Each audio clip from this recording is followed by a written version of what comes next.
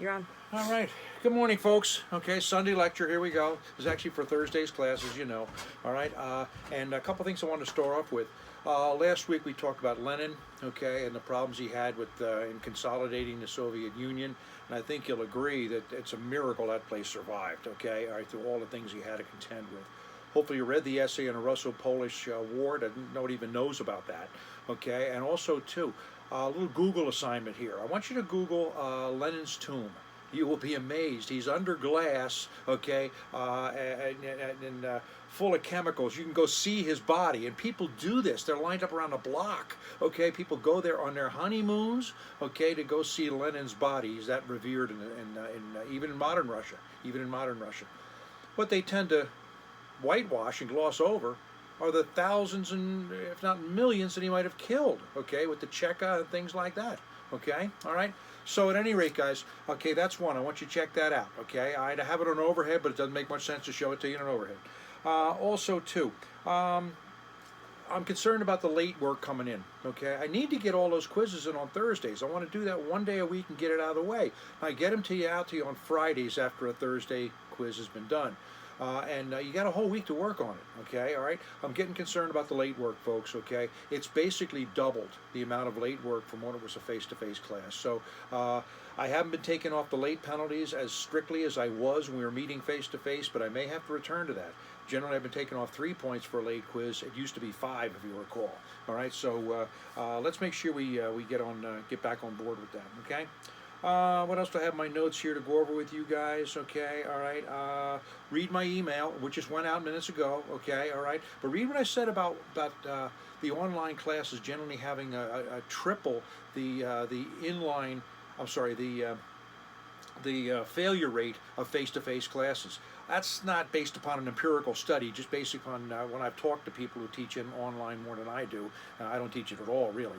And let's face it, all the courses now become online. So it's not just a matter of one person struggling or something.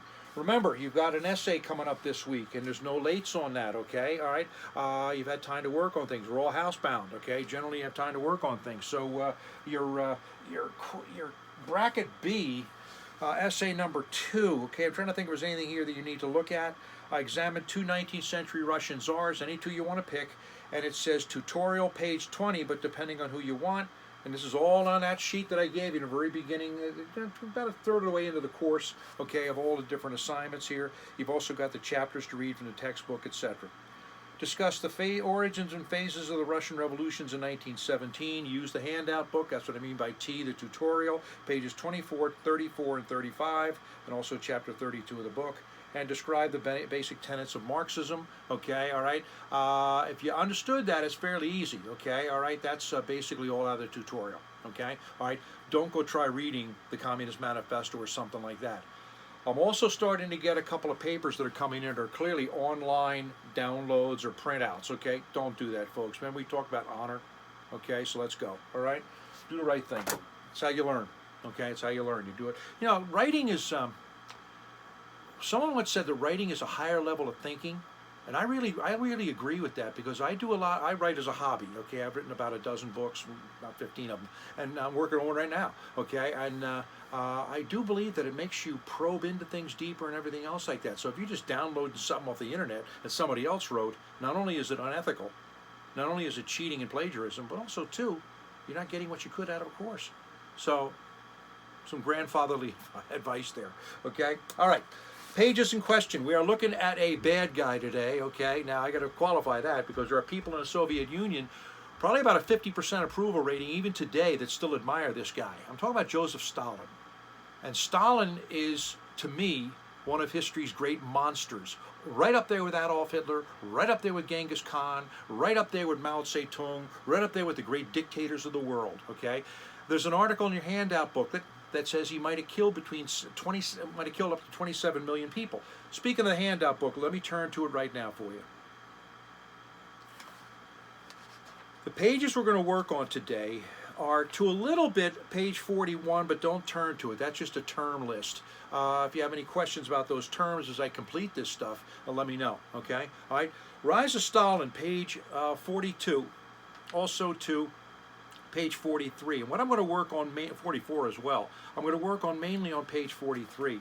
Now, the article I just referenced is a good one to read. It's on page 45 and 46. The Harriman Institute think tank with Columbia University deals a lot with Russian history. All right, Stalin's 29 million victims. How many did Hitler kill in the death camps? Yeah, 11 million. He's got almost triple. Okay, all right. Also, too, I threw together this last semester because it really puts it all in perspective here. All right, Stalin by the numbers. So make sure you look at page 44A. Okay, and I may even do a little bit with that today. But I want you to turn right now to page 43 for the phases of Stalin's modernization and repression. Let me start off with this. I had a student one time, was in one of my classes. She was from Georgia, not Georgia in the South, but Georgia in the old Soviet Union. That's the place where Stalin was born. It's in the Caucasus Mountains. And I got done presenting Joseph Stalin in class. And as I say, I think he's a monster, okay? Roasting in hell right now. Anyway, all right, she was so upset at me, okay? She called her teacher back in Georgia. And the teacher's response was, how dare that American teacher, that propagandist, okay, be teaching about Joseph Stalin in a negative way. This is the image that he created within the Russian people. And as I've said, one of the consistent parts of this course is that the Russian people love a strong leader, don't they? We've seen it already. We see it right now with Vladimir Putin. All right? So Stalin, as I said, 50% approval rating in a lot of ways. All right? There's three ways you need to approach Joseph Stalin, and he dominates the second half of this class, okay, this course, all right? I may have spent 1.5 lectures on Peter the Great, okay, with this guy. I spent 3 or 4. Anyway, the first segment of Stalin's reign is basically his consolidation of power in the 1920s and 1930s. Phase 2 is his leadership in World War II.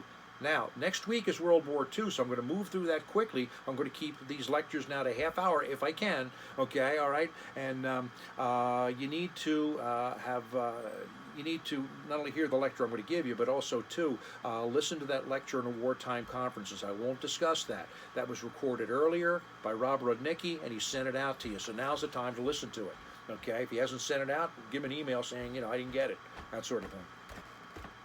The third phase is in the Cold War, and this gets the least amount of attention by historians, okay? He's one of the guys that helped establish the principle and the ideals of the Cold War. So we'll get to that in due time.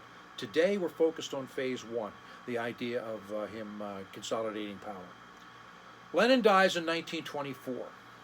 Lenin had his last effort was to try to expel Joseph Stalin from the party. But the party Congress voted him back in. They allowed him to stay in with his, you know, kind of a wrist slap, okay? Don't be so self-aggrandizing, so assertive, so rude, in the words of Lenin. So, how does he consolidate power? Well, with Lenin dying in 1924, there's a power vacuum, okay? The heir apparent, and a lot of you got this wrong on your quiz 5, okay? Leon Trotsky. He was the guy that was the right-hand man. Stalin was largely absent during the 1917 revolution. He later on put himself up to be this guy who was there and working with Lenin, but he really wasn't.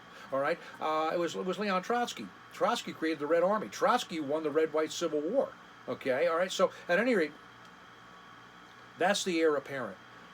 He's got to go after Leon Trotsky and marginalize him first. Now he bides his time. His position in the Communist Party was that of General Secretary, which meant that he was in charge of orchestrating the meetings of the party congresses and the Politburo. It's not called that yet, but the Central Committee. All right, and also too, he was in charge of membership. So in other words, if someone passes away, dies, or is taken out and shot, he can replace the guy in there as well. Okay, well, that's going to be his avenue to power. Now, I'm almost reluctant to teach this, but how to be a dictator one-on-one. If you've got a political party here, it's going to be divided left and right, liberal and conservative, okay, all right? Attack one side and make them demons, okay, all right? So you expel them from the party, and then what you do, okay, is you replace them with people that are loyal cadres to you. Bide your time again. Find an excuse then to go after the other side of the party, okay, all right? Expel them and replace them with people that are loyal to you because you got a power base from the other side to this side. He goes after the leftists first, meaning people like Trotsky, okay, Tomsky, Zinoviev, okay, names you don't have to be familiar with, but Trotsky you need to know, all right? He's going to get rid of him. He's going to exile him. Ultimately, Trotsky's going to end up in the United States, where he originally had been in exile prior to the revolution. He loved fishing. He was doing fishing a lot in Long Island Sound. He was in the 1920s, spent time in New York City.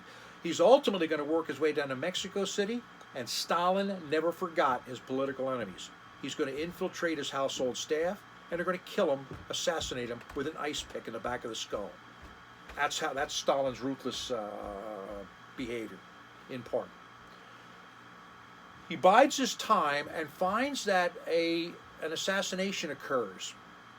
It's the assassination of a guy named Sergei Kirov, who was a true Russian. Now, remember I said at the very beginning of the course, the true Russian Slavic core, okay, all right, as opposed to the ethnicities in the peripheral. Remember, Stalin's born in Georgia. He's not born in actually Russia, okay, so he's not a true Russian in that sense, ethnically speaking, all right.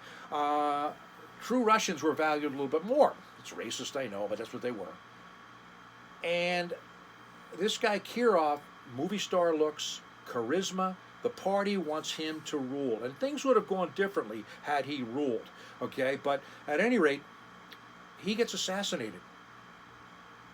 The assassination is undoubtedly started and motivated by Joseph Stalin and his henchmen.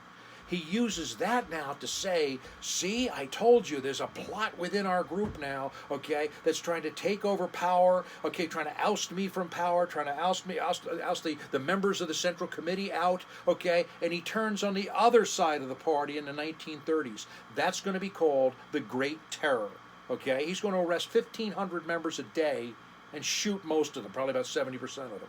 He'll have lists of names, 300 names long, in which he says, arrest them all. Sometimes he might cross one out because he views one favorably. But this guy is just one, excuse the expression, one cold-hearted son of a bitch. He's a bastard, okay, all right? He will destroy lives. He will kill people in numbers that are unprecedented. And that's what we're about to examine today. He has consolidated power by 1927, arguably 28, when he turns and throws out Lenin's NEP. Remember that experiment in capitalism that Lenin did to save the Russian economy? That worked. Okay, it worked. Okay, all right. Began to falter a little bit toward the end, but at any rate, it did work. All right. In a sense, capitalism helped save the Soviet Union. It's an ironic way to look at it. But the NEP, about 70% of all the farms and factories went back to private hands, and you made the quota that you had to make of food and of factory tractors or silverware, whatever you had to make, okay, all right, and then the rest you could sell on the open market. That's capitalism, all right? So at any rate, he's going to turn that around and work to what he calls central planning. This is a little more in line with communist theory, but the government now will dictate quotas to every single factory, every single farmer, all right, saying how much you have to produce. If you don't, you're arrested, because you did it on purpose and you're considered a wrecker of the economy. Well, at any rate, let's go now to page 43. There's your intro, okay? All right? What I want to do is go through this page first, and if I have time, I'm going to go through a little incidents and readings and things like that. But if I don't get to that, you go to page 44, and you'll see the numbers that this guy perpetrated on the Russian people. First off, Section A, it says phases of Stalin's modernization and repression in the 1930s. Attack on the party left, that's Trotsky. Now the show trials were basically once they arrested these guys, like Trotsky and Zinoviev. Those were the two main ones. And by the way, every single member of the original Bolshevik party that orchestrated the 1917 revolution will either die of natural causes or be arrested and shot by Stalin, except for one, Alexandra Kollontai. He didn't mess with her. She's a woman, and not that he respected women in any way. His own wife committed suicide, but she was a tough lady. He didn't mess with her. She posed no threat to him. That's what it came down to. All right, the show trials, they're put on trial. and are made to confess their sins. They use the stage to rail against Joseph Stalin, to rail against what all he stood for and his aggressive ways. And Stalin just sits back and says, "See, I told you so. I told you so." By the way, speaking of Stalin, Google him too. Get an image in your head of what he looked like, his face. All right, he's one of the more visible figures in all of history. Okay, all right. People know the face of Adolf Hitler. Okay, most people know the face of Joseph Stalin too. So you got a little homework there in that regard. B, collectivization.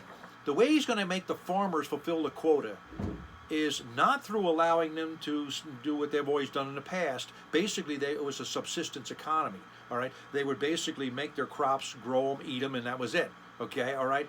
So Russia used to be, prior to World War I, the biggest exporter of grain in Europe. Well, that's all fallen off since the revolution, since World War I, since the installation of the communists. Okay, all right. It's beginning to show you the communist experiment is an abject failure. Okay, at any rate, he's going to make those farmers toe the line and confiscate their grain so he can feed the people in the cities. Now, back up a second. Life is good in the Russian cities. Theater, arts, people are fed. But back in the countryside, the section of Russia nobody sees, no foreigners are allowed to see it, mass starvation. Because let's face it, guys, if you take a farmer's grain and every single seed is confiscated, he has nothing to plant for the next year. So you'll do okay the first year, but then he's going to have no crop. All right, it's going to basically, starvation is going to stalk the land. This process of collectivization means putting all the farmers in one big cooperative farmers. They're called kolkhoz and sovkhoz. Okay, the kolkhoz is the big one. Okay, those most farmers went into them. They're called collective farms. And it used to be that a farmer set up his own work day, what fields I'm going to plow, things like that. No. You live in a barracks, a bell goes off, you're now hitting a shovel or a hoe, okay, and you then go work the fields for 12 hours and come on in. All right? It's slave labor. Now, collectivization. There will be people who resist this. Many times they're in the Ukraine. He will call them kulaks. Now, what's a kulak? Kulak was whatever you wanted to define it as. It was technically a wealthy peasant. No peasants were wealthy, okay? All right, it's just if maybe you hired a worker to help you with your fields, or you had a tractor that nobody else in the village had, or you had 4 horses and nobody else had any, you're considered a kulak. He goes after the kulaks. He wants to break them. This whole thing is going to lead to holodomor. Now, what is the holodomor? Okay, a term you don't often be familiar with, and I don't care if you remember it, okay? But let's remember the Ukrainian famine. He started this process when he got into power in 1928 after he rejected the NEP. Okay, by 1931 and 1933, 7 million, between 5 and 7 million, are going to starve to death in the Ukraine, the breadbasket of Europe. And it was contrived. It should have never happened. Arguably, it's a genocide against the Ukrainian people. He never liked them. They were very independent in spirit. Okay, still are today. They're still fighting a war of rebellion against Vladimir Putin. Okay, they've always had this strain of kind of self-independence, autonomy. Okay, in Ukraine. So collectivization. He also, guys, okay, was big on industrializing Russia. He once said, "We are behind the rest of Western Europe. It's going to take us, okay, 10 years or so to get back in." I have the exact quote in my book. I'll find out what it is if you want. But we have to force ourselves to industrialize and catch up with the rest. Otherwise, they will overrun us. He's almost kind of predicting World War II there. Okay, all right? So, that's the next step. Collectivize the factories, okay? Make them work for the state, and they're given a production of trucks, cars, heavy machinery, things like that. He also wants big projects like the digging of the White Sea Canal up in, you remember on your maps, the White Sea. It basically connected the Baltic Sea. And he has forced labor digging this. Okay, they're going out to the gold fields of Kolyma out in Magadan, out in eastern Siberia. Okay, areas like this. He's even trying to force them to grow crops in some areas of Siberia that can't even support crops. Okay, forced labor, and if it fails, it's your fault. You are the wrecker, not Joseph Stalin. Gigantomania. section C of that page 43, okay, all right, was basically the bigger project, the better. He wanted to make Russia a showcase, okay. Now, planned economy and quotas, I've elaborated on that. Each factory, each farm was given a quota of how much they have to produce, all right, and it's forced labor to get it done. Now, what I want to share with you is this, though, guys, okay, all right, this part is going to work. It's a harsh penalty to pay, but the Russian people will die in droves, okay? But the idea is Russia will become an industrial power. Now let's put Stalin in perspective, and this will help you understand why there are Russian people who like this guy. Item 1, he made them into a world power that took on Adolf Hitler and defeated them in the Second World War. Some of you attended that lecture in Gateway back in February. You've seen that already. 2, his country was strong enough to take on the United States in the Cold War and stand toe-to-toe. Now, I was born in 1949.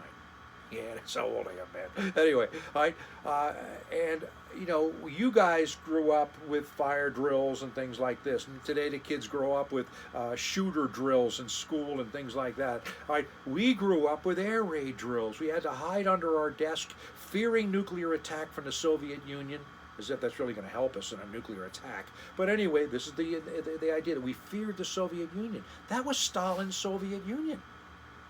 So, guys, okay, there are those who see Stalin's years as the glory years. Approximately 1 out of every 8 Soviet citizens was arrested during Stalin's time in the late 1920s and 30s, and through the 30s. The big time occurred on the eve of World War II. Okay, he goes after the rightists in the party. In other words, he has already attacked, I'm using my left hand here, it's the opposite of you guys on the screen. He attacked the leftists in Trotsky and Zinoviev. He now goes after, and cleaned house there, put his own supporters in, and now he goes after the right after the Kirov assassination. He probably orchestrated the Kirov assassination, and he blamed it on some mythical right-hand conspiracy, okay, all right? So he arrests everybody he wants to. They arrested thousands on any given night. I think the national statistical average was 1,500 people a day were arrested during the late 1930s. Most of them were taken out and shot or sent to labor camps to help build the modern Russia, or sent to the fields to grow crops, or sent out to dig canals, okay, build cities, okay. The city of Magnitogorsk, you located on your maps in the beginning of the course, was a steel city built in the Ural Mountains, modeled after Youngstown, Ohio, all right, built by basically imprisoned labor. This arrest of the party leaders, and I'm going to use one particular number on this, is striking. In the, see if I have it in that note sheet, that page, by the numbers. I think I do. This one says it all. Okay, all right.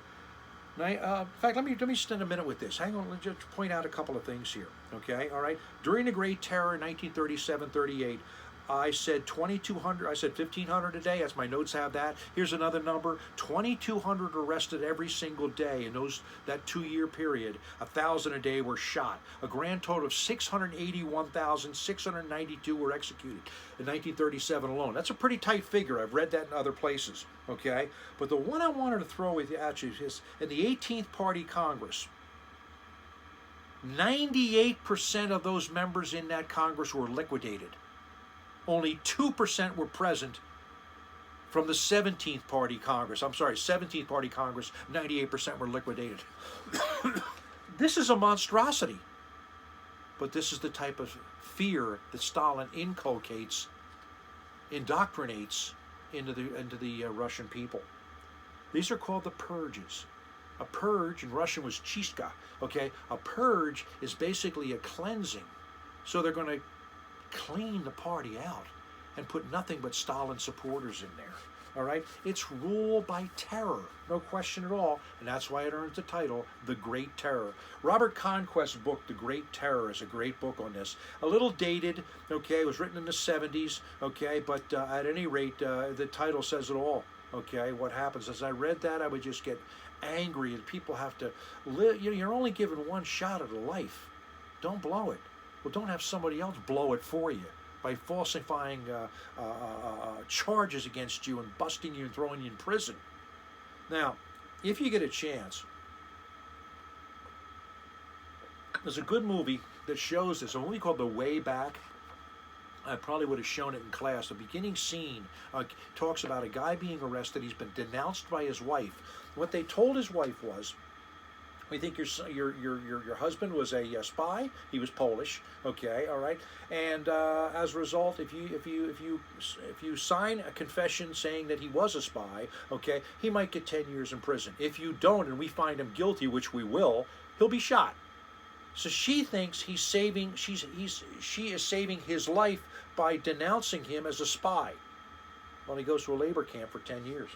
Okay, all right, 20 years I think he got. He escaped from a labor camp, one of the rare episodes, but it shows the interrogation process, the intimidation process, the playing of one person off against another. Children were rewarded with special gifts from the Komsomol, the Soviet youth.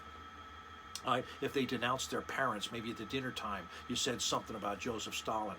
You're gonna love this. You could get 5 years in prison. 3 years you'd get, 5 years I'd get, for telling a Stalin joke. So let's tell a Stalin joke. These were around at the time, okay, all right? I'll only give you one. Stalin, the Politburo, and the entire retinue were cruising along the Volga River, in a steamship. Suddenly the ship sank. If it goes down instantly, who will be saved? The entire Soviet Union. Now, guys, you just earned a 3-year prison sentence. I got a 5-year prison sentence for simply telling that joke. Stalin would address the people, or address the group. He would have a secret policeman. Now, secret police in his day was called the NKVD. Actually, there were several names, but that's the one that's most famous. The NKVD officers would be in the crowd, and they'd be sitting there looking at everybody. And they'd see which people stop clapping first. They'll disappear. This is the terroristic mentality, okay, that Russia has become during the reign of Stalin. So, the purges, the Great Terror, you should be clear on that, okay, all right. Where would people be sent? They'd be sent to the gulags, the labor camps, and things like that, the gulag, okay. Alexander Solzhenitsyn, the great dissident writer, wrote a book called the Gulag Archipelago, and all throughout Russia was this web of networks, okay, of these different prison camps, literally hundreds of them, if not thousands, all right. The NKVD is on this page too. That's the secret police. And the last thing on there, section F, is a cult of personality, okay, all right. You create a cult of personality by basically propagandizing your own particular worth to a people. You are the best, all right? You're doing everything that's right, okay? You're hunky-dory, you're wonderful and everything else like that, and I will allow no dissent, all right? If I was to say this as a teacher, I'm the best teacher you've ever had, and if anybody disagrees, they will disappear, okay, all right? So everybody now is going to bow down and say, "Hail to the Emperor." All right, a cult of personality. Now, it's deeper than that, okay? But for example, listen to some of these little writings that were out there at the time that will reflect that.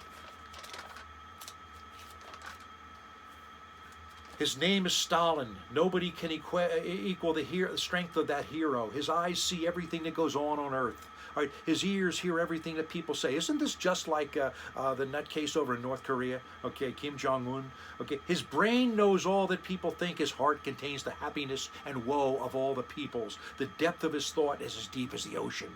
His voice is heard by all that inhabit the earth. Such is the great of the very greatest of the whole world, Joseph Stalin. Propaganda paintings everywhere.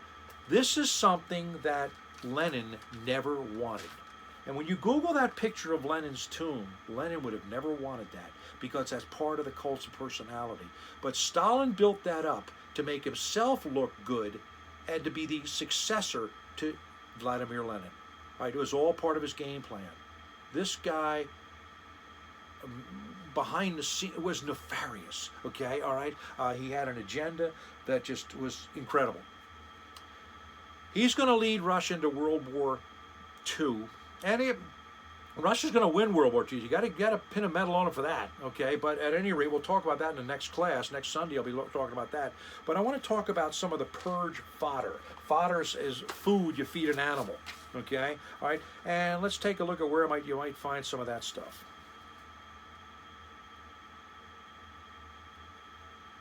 All right, yeah, page 42, purge fodder. People that would get arrested, groups of people, okay? At one point, he turned on the NKVD itself because they knew all the secrets. They knew where the bodies were. Bodies were. An article came out in the Times some years back called Secrets of a Siberian Riverbank. It was a horror story. Because of global warming, which does exist, okay, the snows were melting in Siberia. And there was runoff that was eroding a riverbank next to an old secret NKVD headquarters in which the NKVD police had taken those they shot at night and just put them in a mass pit by the riverbank. Well, that pit opened up, and those bodies are floating down the river. I forget which river it was. Okay, all right. And now the Russian police had to move in there, gobble up the bodies, put them back in the riverbank, build a wall, retaining wall to keep them in. Secrets of a Siberian riverbank. He will turn on the NKVD. He will turn on the party leftists and rightists. That's how you consolidate power. He'll turn on the intelligentsia. That's a Russian word for meaning those who are the intellectuals, the writers, the playwrights, the artists, because many times they'll create books or plays that are critical of Joseph Stalin. He'll turn on the wreckers. Now the wreckers are just people that just failed to meet the quotas. Okay, all right, you're assigned to make 2,500 tractors in a given year, you only made 1,500. So what if you didn't have the supplies? There's no excuse for it. You're taken out and arrested or shot. Okay, if you're a highway construction company and you were told to build a highway from Leningrad to Moscow, okay, and you only got it half finished in the course of time you were allotted, okay, you're shot. The kulaks, the wealthy peasants in the Ukraine, the NEP men, he turned on the people that had made some money during the years of the NEP, the new economic policy under Lenin, right? And he turns on them when they resist his efforts to take their surplus and also to put them on collective farms and factories, and the NEP men become another victim here. In other words, you were a victim if you were good at your job. He turns on the Army Corps, Officer Corps, the Navy Officer Corps. 70% will be purged, most of them shot, if not all, okay, on the eve of World War II. Hitler saw this. It emboldened him to make the attack on the Soviet Union. After the war, he's going to go after the doctors. But the doctors are going to be the ones that get him. And that's a story for another day. I'm not quite done yet, but that's a story that I will relate to you, the doctor's plot in 1953.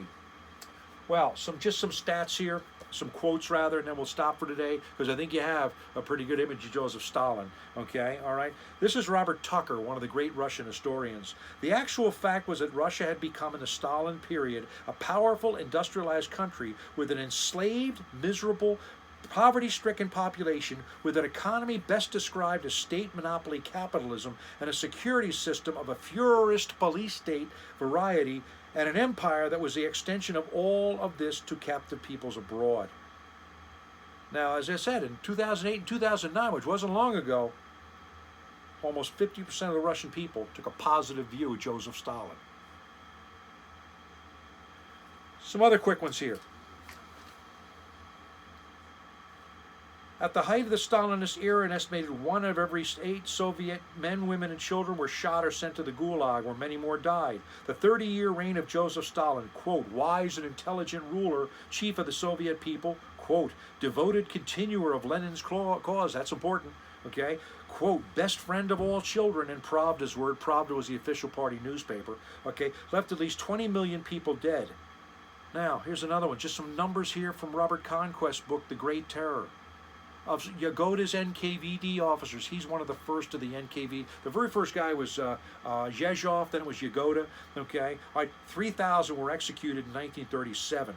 Enemies of the USSR included stamp collectors, because it meant you had written letters to people in another country. You must be spying. Okay, priests, hotel owners, Red Cross members, bankers, okay? 23% of the entire population could be branded as enemies of the people. By 1937, the entire Russian population was virtual purge fodder. They could be gobbled up in the purges. At the Baikal Amur camp, 50,000 inmates were tied up with wire, thrown into trucks and stacked like logs, taken out and shot between 1937 and 38. NKVD men were given quotas here too. Okay, you were told to arrest 15 people. If you couldn't find 15 guilty ones, just arrest the ones you need to meet your quota. If you exceeded the quota, you might be given a bonus, time off, something like that. Okay, all right? It's incredible. I like to do an exercise in class when I have a full lecture class on this, to go around and make up crimes that every student got, and I get every single student arrested. I can make up something. Okay, I could do this on a small scale right here in front of you. Okay, you viewing this video. I'm speaking ill about Joseph Stalin. You're listening to it. You're going to jail. Or you failed to meet your quota if you were a factory owner. Or you come up with some nefarious plot, okay, or some outlandish plot, okay, that, well, you go to OCC, the Kane students are plotting to take over the campus, you found out about it, but you didn't inform the president and the administration, therefore, and there's no proof of this, I just made it up, okay, therefore you're arrested. And I want you to name 5 co-conspirators, and if you can't, you're shot. So you're going to name 5 people, equally innocent. This is a nightmare. It's a dystopian vision of the world, okay? All right. The average yearly arrests were 8 million, 10% died. That meant at least 12 million died in the purges, okay? All right. It goes on. You can read this in the Stalin by the numbers sheet, okay? All right. There'll be an essay on Joseph Stalin, okay, that you'll be given in bracket number 3, okay? All right, in this phase zone. Let me just conclude with an NKVD trick here, okay? All right. The NKVD, okay, was more vicious than the Cheka ever was, okay? That's debatable, but still, okay, all right? At the time of the execution of a male prisoner, his imprisoned wife was automatically liable to capital punishment. She would be arrested as well. And it was a question of how many well-known members of the opposition, okay? This would equally apply to any of his children over the age of 12. So I get arrested, my wife gets arrested, my kids get arrested, my grandkids get arrested. His philosophy was, no man, no problem. Get rid of the man, you've gotten rid of the problem. Do you agree with me that this is one of history's worst dictators? And every major historian that I read, okay, all right, talks about the same horror story. It's only some of the people in in Russia now that still might see him in a positive way, and I cannot for the life of me figure it out. All right, hope I kept it to half hour. I'll see you next week. We talk about World War II. For those of you who heard the lecture over in Gateway, don't be alarmed. I'm not going to repeat the whole thing. I'll tell a couple extra stories, but also I'll kind of breeze through it a lot quicker than I did over there. I'll try to keep the lecture to half an hour. Get your work in. Okay, quizzes. I want to see those quizzes, all of you, to get them in on Thursdays. I don't be reading quizzes and grading quizzes on my email on Fridays. So get on a stick there, guys. If you need help, pick up the phone. Talk to me. I don't often answer the phone directly because there's so many robocalls, but I will call you back. All right? 732-528-5387. Thanks. See you next week. Cap.